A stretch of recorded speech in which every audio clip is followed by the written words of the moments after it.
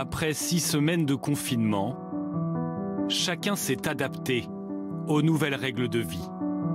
Vous ne vous approchez pas trop? Non. C'est vrai qu'on est plus habitué à être en face, ça fait bizarre quand même. Hein. Une France confinée et résiliente qui doit composer avec de nouvelles contraintes. C'est notre boulangerie, ça. Mais elle est du côté allemand. Voilà, on n'a plus le droit d'y aller. On n'a pas tous cette étiquette, c'est pas parce qu'on habite dans le Grand Est qu'on est tous porteurs du virus. En ville, comme à la campagne, tout le monde tente de s'adapter à ce drôle de monde que personne n'avait imaginé. Je me nettoie les mains avec du gel.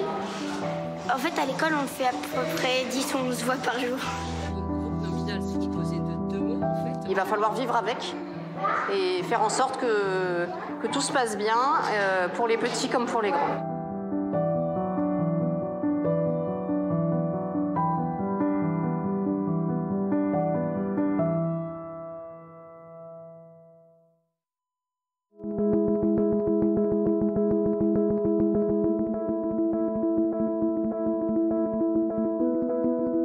Vivre avec la pandémie. Dans ce petit village d'Alsace, le confinement a eu des conséquences pour le moins inattendues. Partagée entre la France et l'Allemagne, la petite ville de Scheinbenhardt a vu sa frontière se matérialiser à nouveau. Car aujourd'hui, les Français ont interdiction de poser un pied en Allemagne. Une situation que n'aurait jamais imaginé le maire de la commune. C'est notre boulangerie, ça. Mais elle est du côté allemand. Voilà, on n'a plus le droit d'y aller. Supprimer une frontière, ça prend des années de travail, de collaboration. Et remettre une frontière, ça fait en quelques secondes. Oui, c'est dur à accepter. Hein. Les Français, désormais perçus comme un danger pour la santé des Allemands. De l'autre côté de la barrière, 300 Allemands justement vivent dans le village. Compréhensifs, mais tristes de ne plus voir une partie de leur famille résidant en France. Pour moi, c'est pas un problème. Il faut que ça soit comme ça, c'est tout. Qu'est-ce que vous voulez faire d'autre? Moi, j'ai un fils et un petit-fils là-bas. Ils ne peuvent plus venir.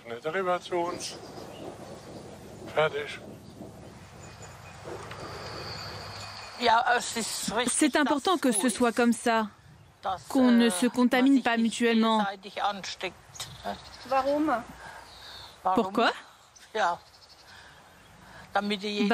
Pour que chacun reste en bonne santé. Et la frontière, elle existait déjà bien avant. C'est dommage, parce que j'ai des petits-enfants de l'autre côté, et on ne peut plus les voir.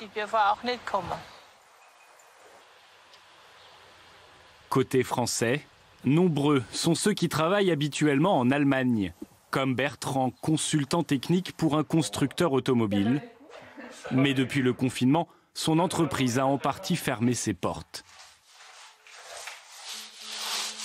On n'a plus tellement de travail puisque les entreprises à l'étranger sont à l'arrêt. Donc 3-4 jours par semaine, on est en chômage partiel. Et 1 jour par semaine, on fait du home office pour répondre aux mails et aux réclamations qui viennent de l'étranger. Alors pour s'occuper, Bertrand repeint son garage, en attendant de connaître sa date de reprise d'activité. Ça c'est la question. Hein. Logiquement, on devrait reprendre le 4 mai, je pense, les Français. Hein. Mais toutes les personnes habilitées à travailler à la maison doivent continuer à travailler de la maison, quoi. Si Bertrand peut travailler tout en restant chez lui, ce n'est pas le cas de tous les frontaliers.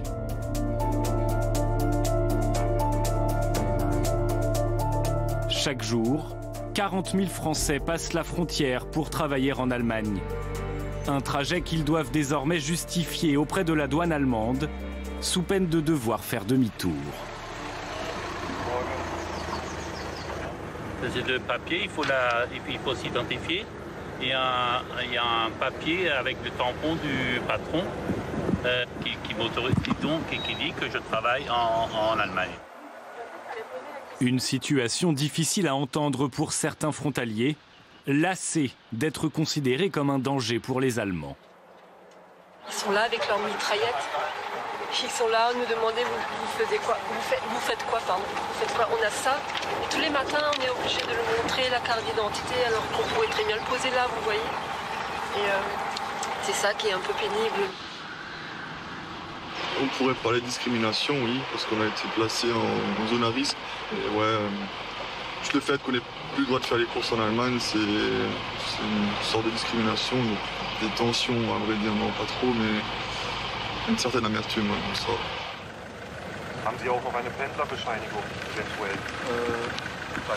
Des Français parfois mal acceptés outre-Rhin et une frontière qui n'a jamais été aussi contrôlée depuis 30 ans. Un retour en arrière qui inquiète le président de l'association des frontaliers. On n'a pas tous cette étiquette, c'est pas parce qu'on habite dans le Grand Est qu'on est tous porteurs du virus, mais il y a effectivement des boîtes où des réfectoires sont réservés exclusivement aux Allemands et les Français n'ont pas le droit d'accès. On est là toute l'année, depuis des années, on traverse ces frontières, et là, comme ça, on vous explique que maintenant il faut de nouveau montrer patte blanche. C'est vraiment bizarre comme situation.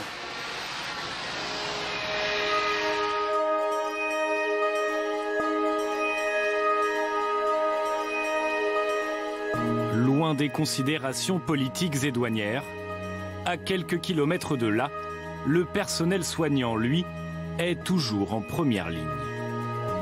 À l'hôpital Pasteur de Colmar, la maternité a dû s'adapter à ces conditions particulières. Le petit Aloïs est né il y a tout juste 2 jours, en pleine période de confinement. Quelque chose de particulier par rapport à hier? Non, rien de spécial. Rien de spécial? Température? Non. Je vais vous flasher comme tous les jours. Oui. Allez-y. Manuela, sa maman, doit rentrer chez elle cet après-midi. Dernier contrôle pour s'assurer que tout va bien. Un premier bébé? Oui. Oui. Rien de particulier pendant la grossesse? Accoucher en pleine crise sanitaire n'a rien de très rassurant. D'autant que désormais, les visites sont interdites. In extremis, le papa a pu assister à la venue au monde de son bébé. J'ai vécu une très belle grossesse, mais les dernières semaines ont été très difficiles quand j'ai su que mon mari ne pourrait pas assister. Et heureusement, l'hôpital a réussi à mettre en place un protocole qui a permis à mon mari d'être là pour quelques heures et de me soutenir au moment le plus important. Et du coup, ça a vraiment tout changé. Des douleurs? Absence du père, présence du virus. Heureusement, le personnel soignant reste aux petits soins. C'est aussi hyper important de pouvoir se reposer sur le personnel hospitalier. Et j'ai été très bien accompagnée. Les sages-femmes expliquent bien les différentes étapes, les médecins aussi. Du coup, oui, il faut un minimum de douceur dans les échanges parce que quand on n'a aucun repère familiaux, intime, ça rassure. La petite prise de sang au 2e jour était tout à fait bien. Un séjour réduit à 2 jours pour les mamans et des visites non autorisées. Contre toute attente, ces mesures ont eu des conséquences surprenantes. La maman, elle est complètement consacrée à son enfant pendant le petit séjour, les 2 jours. Et en fait, vous vous recentrez sur l'essentiel. Quand il y a des visites et tout ça, mais c'est un poison. Je veux dire, les mamans, elles sont accaparées par les visites. Le bébé a faim, vous n'osez pas mettre au sein, ou vous voulez pas déplaire à monsieur, madame, voilà. Et là, c'est 2 jours en maternité sans les visites. Je parle pas du papa, sans les visites. Mais c'est un bonheur. Les dames ne craquent plus, les bébés ne hurlent plus la nuit. Il règne une sérénité qu'on n'a jamais connue en maternité. Je demande à ce que les visites soient encore supprimées un certain temps.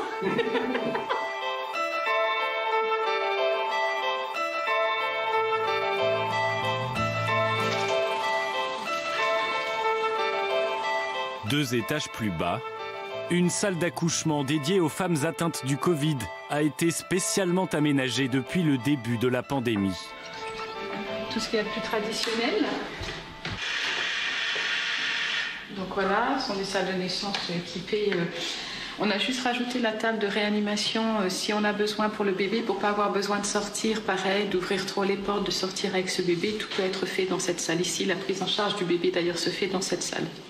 L'accouchement se passe exactement de la même façon. La patiente a un masque. Les soignants, eux, ils ont l'habillage nécessaire pour une patiente Covid plus ou des patients qui sont dans les unités de médecine, c'est-à-dire le même habillage, sur blouse tablier, Charlotte, un masque FFP2. Voilà, et donc on a tout le matériel pour s'équiper à l'intérieur, à l'extérieur aussi, de façon à pas, quand on sort, que tout soit déposé et qu'on ne se promène pas avec le virus sur nous. Jusqu'ici, seules 3 femmes testées positives au Covid ont accouché dans cette maternité. Selon le chef du service, les risques de transmission de la mère à l'enfant restent infimes. Non. Pour l'instant, on peut retenir l'idée que le risque de transmission verticale, c'est-à-dire pendant la grossesse ou au moment de l'accouchement du virus vers le bébé, est quasi nul. On a eu une publication chinoise, je crois, qui a montré ça et qui a montré qu'en fait, il y a eu une petite maladie pour les bébés, mais qui n'a pas été suivie de conséquences graves. Donc ça, c'est déjà très rassurant. Ensuite, ils sont exposés à la contamination, comme tout le monde, ce qui fait qu'on indique des mesures très précises aux mamans pour éviter que leur bébé ne soit contaminé en postnatal, après l'accouchement. Un personnel soignant sur le front. Pendant qu'ils s'occupent des enfants des autres, d'autres volontaires s'occupent de leurs enfants.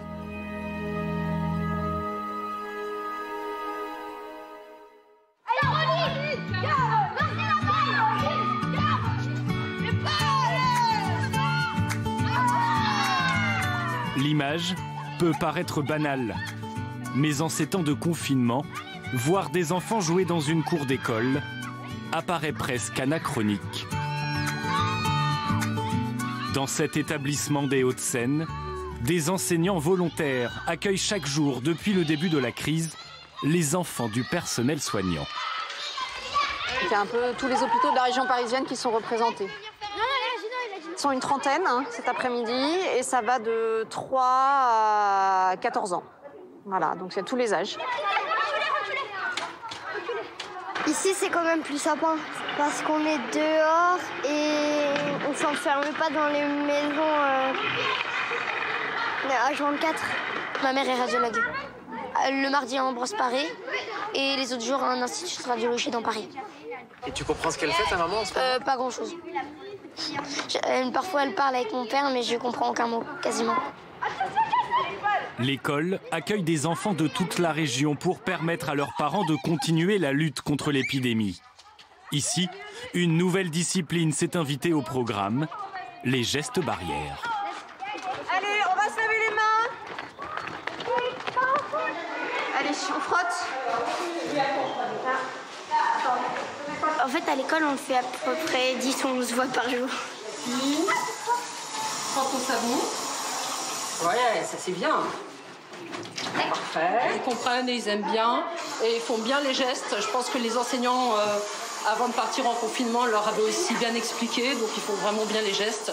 Et gérer peut-être encore plus cette population, comme ce sont des enfants de personnel soignant, ils sont encore plus à l'affût et font très bien le geste. Des enseignants qui, depuis cette semaine, en savent un peu plus sur les conditions de rentrée après confinement, suite aux déclarations du ministre de l'Éducation. À partir de la semaine du 11 mai, nous ferions rentrer les classes de grande section, de CP et de CM2. Ensuite, on aurait l'enseignement secondaire en semaine 2, c'est-à-dire la semaine qui commence le 18 mai. Et enfin, en semaine 3, le 25 mai, eh bien, l'ensemble des classes pourraient rentrer, mais le système serait organisé pour que ce soit toujours des groupes de pas plus de 15 élèves. Une réouverture progressive des écoles, basée sur le volontariat des parents, qui risque de poser de nouveaux défis au personnel enseignant. On a a entendu ce matin M. Blanquer qui disait qu'il y aurait 3 niveaux en primaire qui reprendraient. Grande section CP, CM2. Donc on attend d'autres précisions, mais c'est vrai que faire des petits groupes à 12 ou 15, où sont les autres ? On prendra ensemble l'exercice. Pour l'heure, les enfants du personnel soignant bénéficient de cours particuliers. Donc groupe nominal, c'est composé de 2 mots en fait. Groupe, c'est plusieurs mots. Et nominal, c'est que le chef du groupe, c'est un nom, tout simplement. Donc ici, un gros crocodile édenté. C'est qui le chef ? Crocodile. Crocodile, c'est un nom. Mais qu'en sera-t-il lorsque tous les élèves de l'école seront de retour ? Le chef sera un adjectif. Alors très sincèrement, je ne m'imagine pas porter un masque toute la journée en classe. C'est étouffant, on est dans des classes, on va être rapidement au mois de juin, donc ça va être très compliqué. Les gestes barrières, à part une petite distanciation qu'on pourra essayer de faire, ça va être quand même très compliqué. Et il va falloir vivre avec et faire en sorte que tout se passe bien, pour les petits comme pour les grands. Vivre avec la pandémie, s'adapter, peu importe l'âge. Nous avons élaboré ensemble des recommandations nouvelles qui permettront, à partir de demain, d'organiser un droit de visite pour les familles en direction de leurs aînés fragiles admis en EHPAD.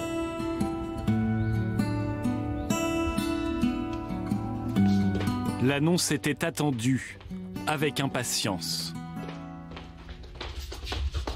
Donc là, les familles vont arriver. Après 6 semaines de confinement, le personnel de cette EHPAD est soulagé de pouvoir enfin accueillir les familles des résidents.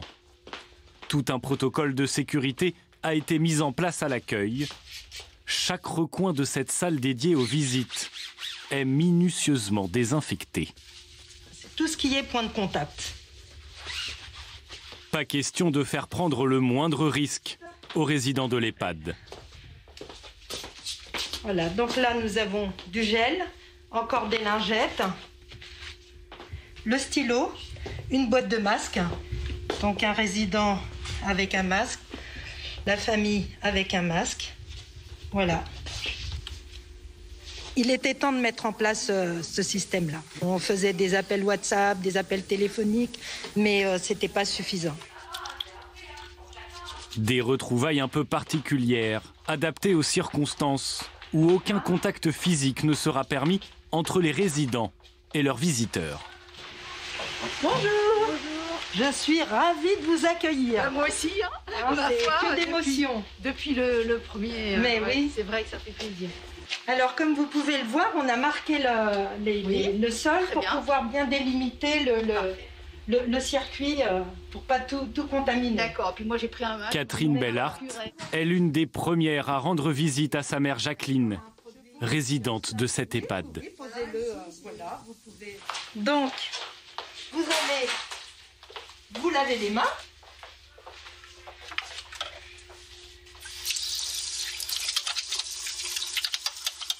Je m'essuie avec... voilà, avec les essuie-mains.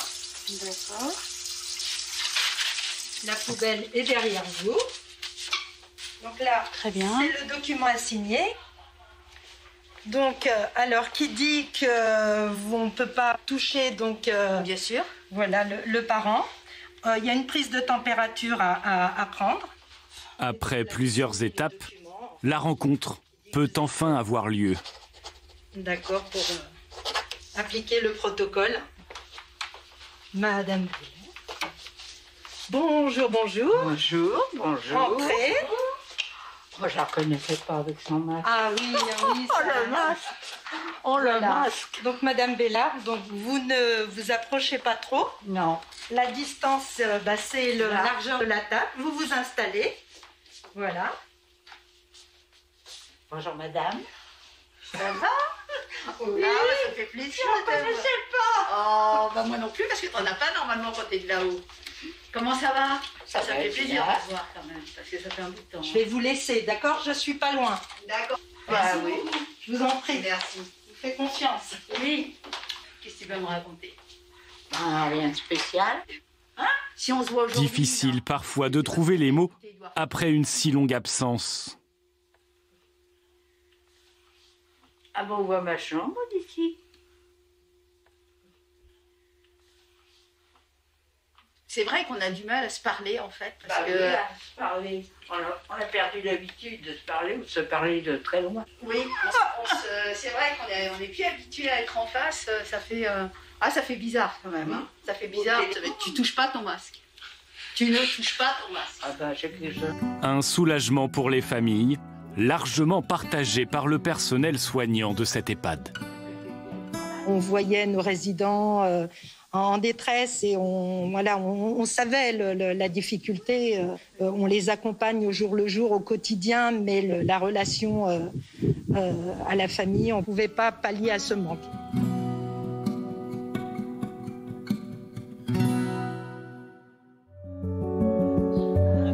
Depuis plus d'un mois, ce sont toutes les strates de la société française qui s'adaptent tant bien que mal aux contraintes du confinement, et la justice ne déroge pas à la règle. Le tribunal de Troyes, presque déserté et interdit au public. Malgré tout, quelques rares audiences se tiennent à effectifs restreints dans les plus grandes salles du tribunal. C'est une salle que nous utilisons parce qu'elle permet de respecter les distances sanitaires requises aujourd'hui. Les avocats donc sont à bonne distance, les greffiers aussi. Et nous avons la chance d'avoir des avocats présents, qui répondent présents aujourd'hui pour pouvoir assister, représenter ces personnes. Seuls les cas urgents sont maintenus. Les violences familiales, la détention et les activités du juge pour enfants. Maître Chevalot-Sylvestre est l'un des 3 avocats de permanence. Il doit aujourd'hui assister un mineur accusé de plusieurs vols. Vous voyez que c'est vraiment une catastrophe ce truc. Bon allez, on va faire avec. Hein. C'est une personne qui a été en garde à vue donc, pendant plusieurs heures avec des conditions d'hygiène qui sont approximatives, même si les services de gendarmerie ou de police font le nécessaire pour équiper les gardés à vue, ça reste quand même précaire, donc là il faut absolument prendre des précautions. Bonjour. Tout le monde se place à bonne distance. Chacun avec son gel hydroalcoolique. L'audience peut commencer. Toi, tu considères que tu n'as pas participé? Pour moi, je n'ai pas participé. D'accord. Pourtant, tu as récupéré 20 €, non? Ah, parce qu'il m'a dit de surveiller, j'ai surveillé, il m'a passé des sous, c'est normal. C'est normal, oui. Donc, tu as surveillé aussi. Ouais. Donc, en fait, tu as participé. Ça te fait rire? Non. Donc, en termes de ta responsabilité dans ce vol, on est d'accord que tu es coupable d'avoir participé au vol? Ouais, je suis coupable. Bien. Vous étiez en fugue et puis vous avez décidé de voler des choses dans les voitures aux environs du foyer. Donc, tu reconnais ces faits également. Tu te rappelles que tu es sous contrôle judiciaire aussi. À cause de ces vols, ce jeune homme de 15 ans est exclu du foyer qui l'hébergeait. En plein confinement, il va devoir retourner temporairement chez son père. Je ne vois pas d'obstacle majeur à ce que le couvre-feu pour Osnay dure au-delà de 9 h du matin pour couvrir également une substantielle partie de la journée. L'audience aura duré plus d'1 heure, la seule de la journée pour ce juge des enfants. Le confinement et l'interruption de ces audiences, ça interrompt de fait notre activité. Il y a 3 cabinets de juges des enfants à Troyes par semaine. Les 3 cabinets ont plusieurs audiences par jour. Là, je suis l'unique juge des enfants au tribunal de permanence. Et jusque-là, le rythme, ça a été une par semaine. Le reproche, c'est d'avoir le 12 novembre 2019 à Rosières-près-Troyes. Les audiences presque à l'arrêt. Et dans le bureau de la procureure aussi, les faits signalés sont en baisse. Alors voilà le tableau des gardes à vue qui sont actuellement en cours. Où vous voyez, donc, nous avons 2 gardes à vue pour des délits de réitération, de non-respect des mesures de confinement. assez peu de violences conjugales. Nous en avons, mais beaucoup moins que par le passé. Les victimes ne peuvent pas sortir ou plus difficilement. Nos inquiétudes, c'est véritablement l'existence de violences conjugales. Et je crains fort qu'au sortir de la crise, nous ayons un grand nombre de plaintes ou en tout cas de révélations de faits de cette nature. La sortie de crise, ce sera dans plusieurs semaines. Alors pour gagner du temps, certaines procédures orales se font désormais à l'écrit. Et le président du tribunal réfléchit déjà à la suite. Alors j'ai un théorème qui malheureusement s'est vérifié dans le temps. Pour 1 mois de travail perdu, c'est 3 mois pour reprendre. 1 mois d'inactivité veut dire 3 mois à peu près pour pouvoir rattraper tout ce retard qui malheureusement s'est accumulé.